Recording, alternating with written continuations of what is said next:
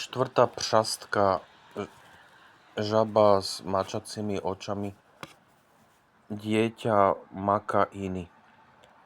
Nepočúval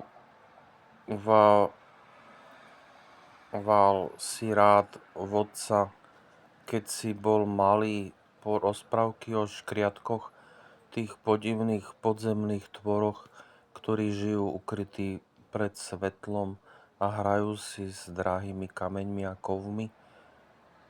Ako neradi sme sa vzdávali tých milých povier, keď neodvratne sme dospievali a strácali z očí ríšu rozprávok, avšak nemusíš sa vzdať svojej radostnej viery.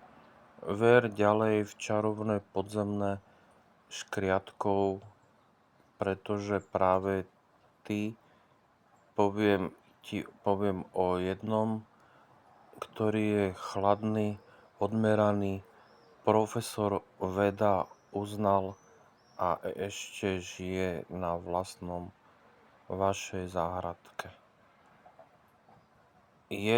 Je to žaba s mačacími očami, či teda blatnica česnaková. Podobá sa trochu ropuche a trochu skokanovi, ale poznáš ju hneď po jej zbarvení, širokých temne olivových zelených škvrnách ako ostrovoch na mape žlto-hnedého podkladu. A potom, čo je zvláštneho, krásne jej oko, ktoré zapustené je v hlave ako drahokam.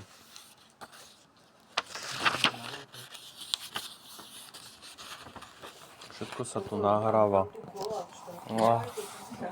No, u nás zreteľnici zreničku má sivú a čiarkovanú ako mačka. A keďže ropuchy ju mávajú vodorovnú, nikto by neveril, že je tá tiež žaba, ktorá žije bez vody. Blatnica cesnaková je skoro stále pod zemou, len z jara, tak niekedy v apríli vychádza do tieňa alebo rybnička, aby tu strávila svoje krátke libanky. Lebo to nahrávam z češtiny, takže je to pravda. Veď má plávajúce blany a vo vode sa jej vedie výborne, spieva. Potom samček dlhé chorovody, trochu pripomína skokana a trochu rosničku, ale oveľa tiššia, pretože nemá zvukového bubienku. Zasnúbená na klade samička niekoľko stoviek vajíčiek, a z ktorých slniečko vyhreje púlce žubrienky a vráti sa späť do podzemného sveta a zahrabáva sa svojimi zadnými nohami nechtom opatreným ako stroj, a sotva ju kedy uvidíš, pretože je i tak zvieraťom nočným a vodne zavrtená v zemi, iba že by ju vykopal ako Honza prišiel pri kopaní na krtkového škriatka.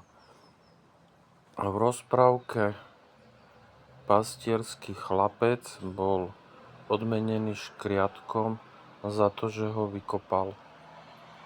Dostal zlato i drahé kamenie, ale náš škriatok si neželá byť vykopaný.